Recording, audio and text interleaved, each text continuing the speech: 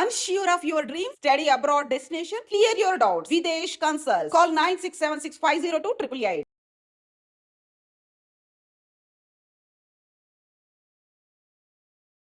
ఇలా ప్రమాదానికి గురి అవ్వటం అనేది చాలా బాధాకరమైన విషయం.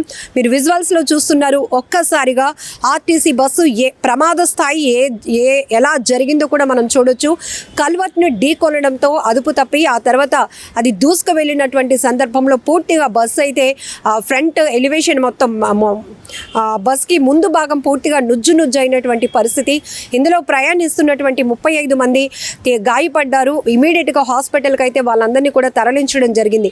ఏదేమైనా ఇలాంటి ప్రమాదాలు చాలా బాధాకరమైన విషయం.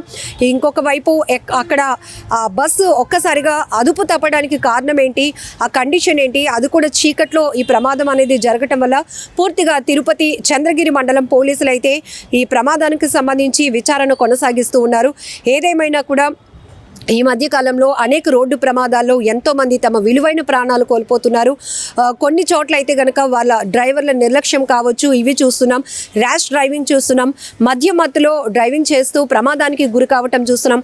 ఎక్కువ శాతం ఓవర్ స్పీడ్తో వెళ్తూ ప్రమాదానికి గురై ప్రాణాలు కోల్పోతున్న వారిని కూడా మనం ఈ ప్రమాదాల్లో చూస్తున్నప్పుడు చాలా బాధేస్తోంది.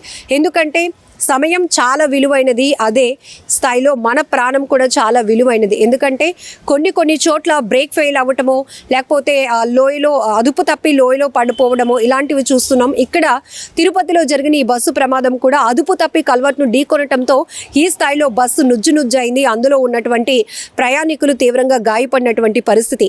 అలానే కొన్ని రోడ్డు ప్రమాదాలు కూడా మనం చూస్తూ ఉంటే ఓవర్ స్పీడ్తో లేకపోతే ఓవర్టేక్ చేస్తూ ఒక్కసారిగా డివైడర్ను ఢీకొట్టి పల్టీలు కొడుతున్నటువంటి వాహనాలను చూస్తున్నాం. అందులో ఉన్నటువంటి ఎంతోమంది అక్కడికక్కడే స్పాట్లోనే చనిపోతున్నారు. కొంతమంది ట్రీట్మెంట్ తీసుకుంటూ ఏదైతే తీవ్రమైనటువంటి క్షతగాత్రులుగా మారుతున్నటువంటి పరిస్థితులు చూస్తున్నాం. ఇక్కడ ఈ బస్సు ప్రమాదంలో కూడా అగరాల జాతీయ రహదారిపై బస్సు కల్వర్ట్ను ఢీకొన్నటువంటి ప్రమాదంలో కూడా ఈ ప్రయాణికులు చిన్నారులు కూడా ఉన్నారు. పాపం వాళ్ళ పరిస్థితి ఇప్పుడు ఎలా ఉంది అనే దానిపైన కూడా ఎప్పటికప్పుడు మానిటరింగ్ చేస్తున్నారు అధికారులంతా కూడా. బెటర్ ట్రీట్మెంట్ వాళ్ళందరికీ అందించాలనే ఉద్దేశంతో మొత్తం జిల్లా యంత్రాంగం అంతా కూడా అప్రమత్తమైంది. వైద్యులు కూడా మెరుగైన వైద్యాన్ని అందిస్తున్నారు. ఇందుకు సంబంధించి బస్సు ప్రమాదంపై కూడా ఇప్పటికే ప్రభుత్వం తరపు నుంచి కూడా ఎప్పటికప్పుడు అప్డేట్ తీసుకుంటూ ఉండటం, క్షతగాత్రులు ఎవరైతే ఉన్నారో బస్సు ప్రమాదంలో గాయపడి ట్రీట్మెంట్ కోసం రుయా హాస్పిటల్కు చేరుకున్న వారందరికీ కూడా మంచి ట్రీట్మెంట్ అందించాలి, మెరుగైన ట్రీట్మెంట్ అందించాలనే ఉద్దేశంతో కూడా అక్కడ వైద్య సదుపాయాలు అయితే అందుతూ ఉన్నాయి. నిజంగా ప్రస్తుతం ఉన్నటువంటి సమాజం దేనికి ప్రయారిటీ ఇస్తుంది?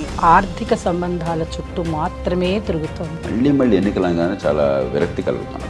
మంచి అనిపిస్తుంది కదా, లేడీస్ కూడా ఛాలెంజింగ్ జాబ్స్ చేసినప్పుడు చాలా బాగుంటది. ట్రాఫిక్ అసిస్టెంట్స్ గా నియమించిన ట్రాన్స్జెండర్స్ అందరితో సాల్యూట్ చేయించుకుంటున్నారు. ఫుడ్ డెలివరీ ఇవ్వటానికి వెళ్ళినటువంటి డెలివరీ బాయ్ అనిల్ పై కళ్ళ ముందు